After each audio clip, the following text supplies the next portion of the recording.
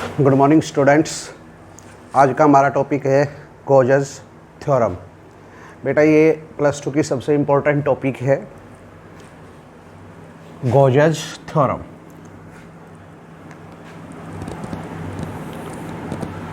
इसको गॉजेस law in electrostatics भी कहते हैं। दोनों नाम से आ सकता है, गॉजेस थ्योरम के नाम से भी आ सकता है और गॉजेस लॉ इन इलेक्ट्रोस्टैटिक्स के नाम से भी आ सकता है। यानी इसकी डेफिनेशन लिखी है, लेकिन इसको मैथमेटिकली भी लिख सकते हैं।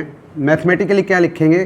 देखो इसको क्या बोलेंगे हम, टोटल इलेक्ट्रिक फ्लक्स। इससे पहले वाला टॉपिक हमने पढ़ा था ना, इलेक्ट्रिक फ्लक्स, तो इसको क्या बोलेंगे? Total electric flux. और इसको ऐसे भी लिख सकते हैं, हमने कल देखा था,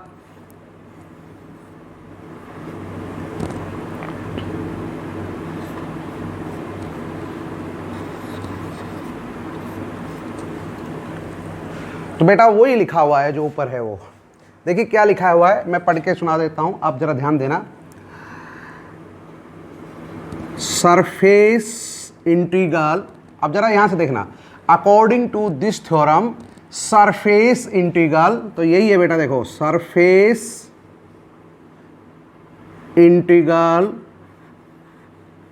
of electrostatic field E produced by any sources over a closed surface S enclosing volume V in vacuum।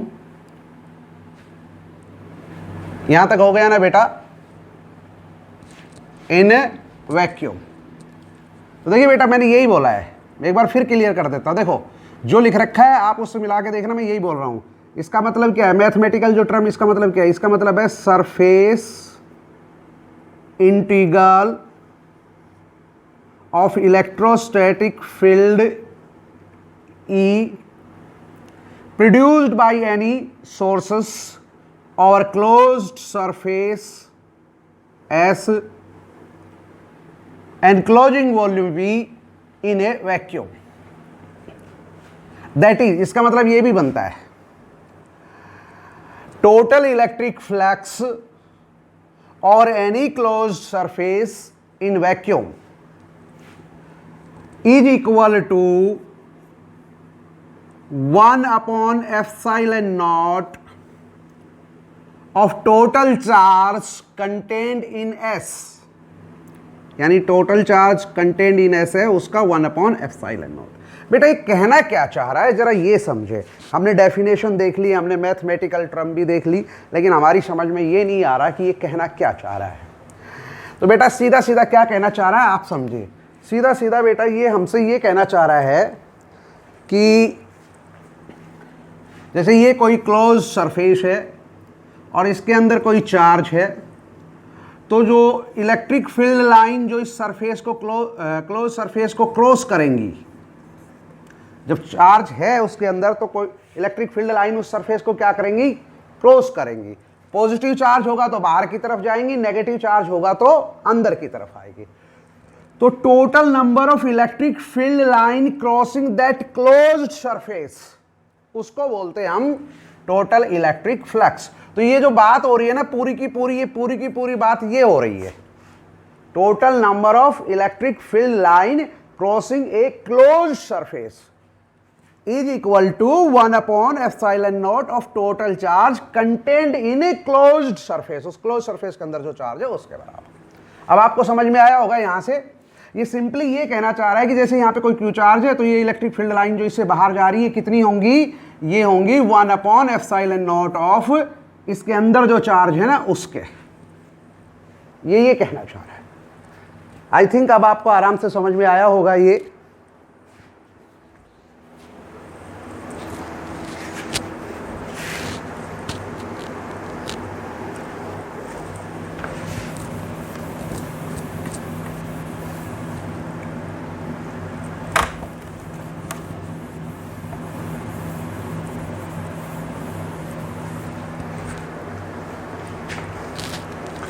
ठीक है बेटा, गॉस थ्योरम समझ में आई आपको?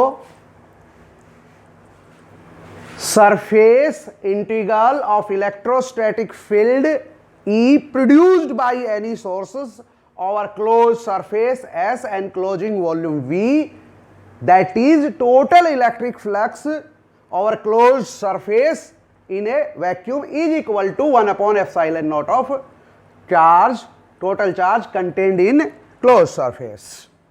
तो देखिए बेटा इसका प्रूफ देखते हैं. मैंने वैसे आपको समझा दिया है कि इसका मतलब क्या बनता है. इसका प्रूफ देखते हैं बेटा. तो देखिए प्रूफ क्या होगा बेटा.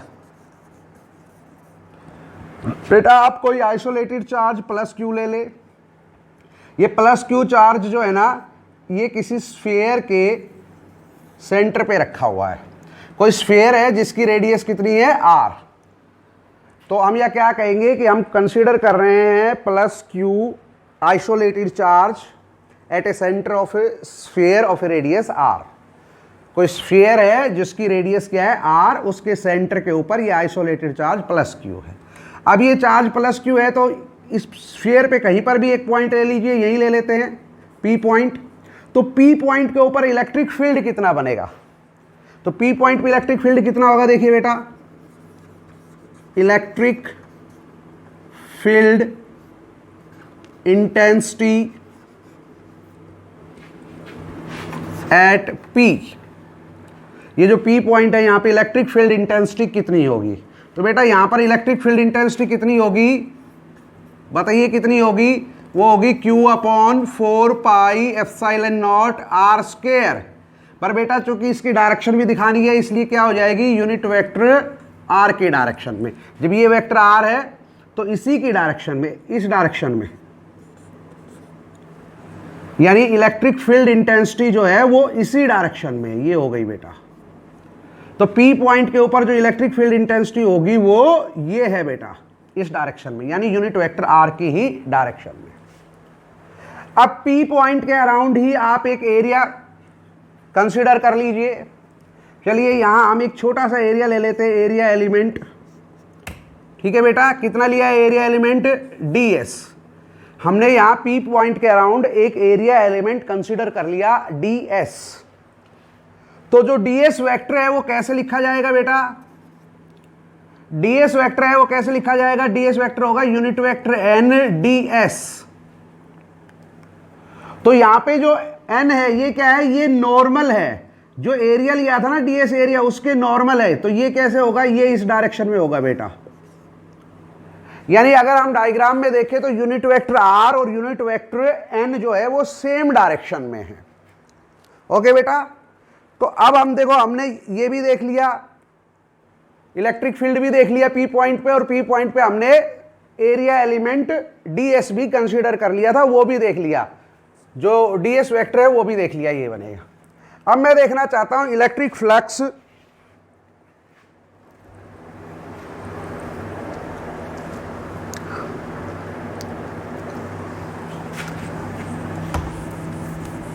बेटा. हम देखेंगे अब इलेक्ट्रिक फ्लक्स. तो इलेक्ट्रिक फ्लक्स कितना होगा वो देखते हैं. तो क्या देखेंगे जरा ध्यान से देखना. मैं देखना चाह रहा हूं electric flux over area element ds. जो एरिया एलिमेंट ds है ना, उसके ऊपर देखना चाह रहा हूं कि इलेक्ट्रिक फ्लक्स कितना है, या उसके थ्रो देखना चाह रहा हूं कि इलेक्ट्रिक फ्लक्स कितना है. तो मैं केवल इतने इसी हिस्से में देखना चाह रहा हूं, इस हिस्से के थ्रो, ये जो ds एरिया लिया था इसके थ्रो देखना चाह रहा हूं इलेक्ट्रिक फ्लक्स कितना होगा. तो बेटा इलेक्ट्रिक फ्लक्स का तो फार्मूला आपने पीछे वाले आर्टिकल में पढ़ लिया था. क्या होगा, इलेक्ट्रिक फील्ड इंटेंसिटी और एरिया का डॉट प्रोडक्ट. अब बेटा इलेक्ट्रिक फील्ड इंटेंसिटी की वैल्यू हमने पहले ही निकाल ली, कितनी होगी, Q upon 4 pi epsilon not unit vector r upon r square, और ds की वैल्यू कितनी है वो ये लिखी हुई है, यूनिट वेक्टर n ds. तो बेटा ये कितना बनेगा, ये बनेगा बेटा Q upon 4 pi epsilon not r square और ऊपर ds, और इसके साथ में आएगा unit vector r dot unit vector n. यानी यूनिट वेक्टर r और यूनिट वेक्टर n की डॉट प्रोडक्ट है. बेटा यूनिट वेक्टर आर और यूनिट वेक्टर एन की जब आप डॉट प्रोडक्ट करोगे तो वो 1 आएगा। क्यों? क्योंकि यूनिट वेक्टर आर और यूनिट वेक्टर एन की क्या है, सेम डायरेक्शन है। तो फिर कितना आएगा ये आएगा q D S upon 4 pi epsilon not are square. तो electric flux through area element d s ये आएगा, लेकिन मैं देखना चाह रहा हूं electric flux through entire sphere, पूरे स्फीयर के थ्रो देखना चाह रहा हूं इलेक्ट्रिक फ्लक्स कितना होगा। तो बेटा मैं देखना चाह रहा हूं इलेक्ट्रिक फ्लक्स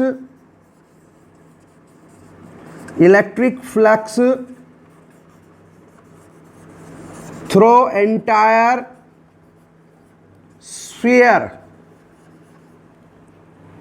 और जो electric flux through entire sphere होगा बेटा उसको क्या लिखते हैं हम, उसको लिखते हैं phi E. Electric flux through entire sphere उसको लिखेंगे फाई ई। तो क्या करेंगे बेटा हम, जो electric flux through area element था ना, ये जो आपका E vector dot D S vector था, ये electric flux through area element, इसी को क्या करेंगे, इंटीग्रेट कर देंगे ओवर क्लोज्ड सरफेस। इसको इंटीग्रेट कर देंगे ओवर क्लोज्ड सरफेस एस, यानी इस पूरी सरफेस के थ्रू देखना चाह रहे हैं तो इसका इंटीग्रेशन क्या करेंगे, integration over closed surface S, ये कर देंगे। तो बेटा देखिए कितना आएगा, फिर इसकी तो वैल्यू निकाल ली थी हमने, ये था Q D S upon 4 pi R square, और ये कितना होगा Q upon 4 pi R square integration over close surface S ds। और ये इंटीग्रेशन, ये जो है ना बेटा integration over close surface S ds, ये कितना होगा, यानी ds एरिया जो था, ये इस ds जो था ये तो इस एरिया एलिमेंट का एरिया था। अब जब इसका इंटीग्रेशन करोगे ओवर क्लोज सरफेस S तो मतलब पूरे स्फीयर का एरिया, और पूरे स्फीयर का एरिया कितना बनेगा बेटा, 4 पाई आर स्क्वायर। तो आप इसको कैसे लिखेंगे अब, तो अब आप लिखेंगे phi E integration over close surface S E dot D S, कितना आएगा बेटा, ये आएगा Q upon 4 pi epsilon naught, Q upon 4 pi R square, Q upon 4 pi epsilon not are square, और इसकी वैल्यू रख देंगे जो हमने वहां पे निकाली थी 4 पाई आर स्क्वायर। तो 4 पाई से 4 पाई कट जाएगा, आर स्क्वायर से आर स्क्वायर, तो कितना आएगा Q अपॉन एप्सिलॉन नॉट। तो फाइनली बेटा हमारे पास क्या आ गया है, फाइनली हमारे पास आ गया है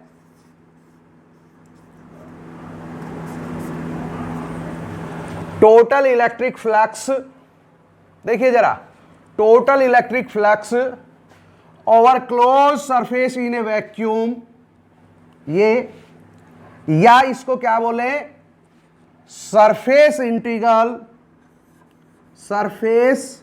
integral of electrostatic field E produced by any sources over close surface S enclosing volume V in A vacuum, इसको हम ये बोलेंगे। और ये किसके बराबर निकल के आ रहा है बेटा, Q अपॉन एप्सिलॉन नॉट, ये आ रहा है Q अपॉन एप्सिलॉन नॉट के बराबर। तो बेटा देखिए अंदर चार्ज कितना था Q, तो रिजल्ट कितना आया निकल के, Q अपॉन एप्सिलॉन नॉट। बेटा यही गोज थ्योरम है आपकी, यही गोज थ्योरम है बेटा आपकी। अब बेटा एक और बात भी है, इस बात से कोई फर्क नहीं पड़ता कि अंदर चार्ज जो है वो आपका पॉइंट चार्ज है कि कॉन्टिन्यूअस चार्ज है, चाहे कैसा भी चार्ज हो, पॉइंट चार्ज हो चाहे कॉन्टिन्यूअस चार्ज हो, चाहे एक चार्ज हो, सिंगल चार्ज हो, चाहे नंबर ऑफ चार्जेज हो, कोई फर्क नहीं पड़ता, गोजेस थ्योरम यही रहती है।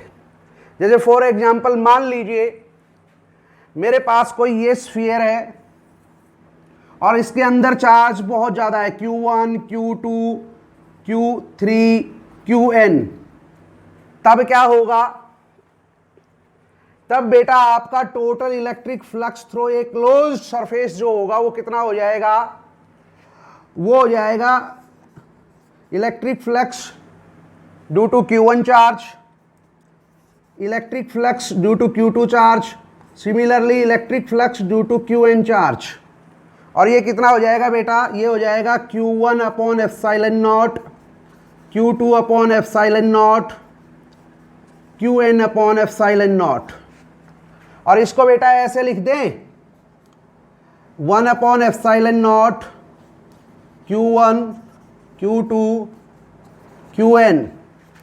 और इसको ऐसे लिख दें बेटा 1 upon epsilon not summation i की वैल्यू 1 से लेके n तक Qi, और समेशन i की वैल्यू 1 से लेके n तक Qi जो है ये टोटल चार्ज है। तो इसको बेटा ऐसे भी लिखा जा सकता है, मान लो ये जो है ये टोटल चार्ज है, ये कितना है कैपिटल Q, तो क्या लिख देंगे capital Q upon epsilon not. तो नंबर ऑफ चार्जेज होंगे तो भी आपकी गोज थ्योरम यही रहेगी, इस तरीके से निकालेंगे। पर बेटा मान लीजिए आपका जो स्फीयर है, जो आप स्फीयर ले रहे हैं, ले रखा है आपने, वो जो स्फीयर है उसके अंदर जो है वो वैक्यूम नहीं है। जैसे थ्योरम बताते वक्त आपने वर्ड यूज किया है ना वैक्यूम, वहां पे वैक्यूम नहीं है, एनी मीडियम है। क्या है वहां पे, एनी मीडियम है। क्यू चार्ज रखा है आपने उसके अंदर, लेकिन मीडियम जो है वो एनी मीडियम है, रेडियस भी वही आर है आपकी, लेकिन मीडियम एनी मीडियम है और जिसका डाइइलेक्ट्रिक कांस्टेंट के है। तब क्या होगा बेटा, तब बेटा आपका टोटल इलेक्ट्रिक फ्लक्स कितना हो जाएगा Q अपॉन एप्सिलॉन। फिर एप्सिलॉन नॉट नहीं आएगा, एप्सिलॉन नॉट जो यहां पे आ रहा था वो किस वजह से आ रहा था, वो आ रहा था वैक्यूम की वजह से। अगर वैक्यूम नहीं है, एनी मीडियम है जिसका डाइइलेक्ट्रिक कांस्टेंट K है, तो फिर Q अपॉन एप्सिलॉन आएगा। और बेटा इसको हम ऐसे भी लिख सकते हैं, देखिए आप जानते हैं ये चीज कि epsilon upon epsilon naught equal to K और रिलेटिव इलेक्ट्रिकल परमिटिविटी। तो इसमें एप्सिलॉन कितना हो जाता है, एप्सिलॉन नॉट K और एप्सिलॉन नॉट एप्सिलॉन R। तो ये वैल्यू वहां रख देंगे, तो फिर कितना हो जाएगा Q upon epsilon naught K या Q upon epsilon naught epsilon R। तब आप इसको ऐसे भी लिख देंगे, डिपेंड अपॉन कंडीशन क्या है। तो ये ध्यान रखना, जब मैं ये लिख रहा था, जब मैं आपको ये समझा रहा था, तो वहां बहुत जरूरी था कि क्या लिखा हुआ था, इन वैक्यूम। इसी वजह से एप्सिलॉन नॉट यूज हुआ था। वैक्यूम नहीं होगा, कोई और मीडियम होगा जिसका डाइइलेक्ट्रिक कांस्टेंट दिया हुआ है, तब आप उसको इस तरीके से लिखेंगे, इसी थ्योरम को आप इसी तरीके से लिखेंगे।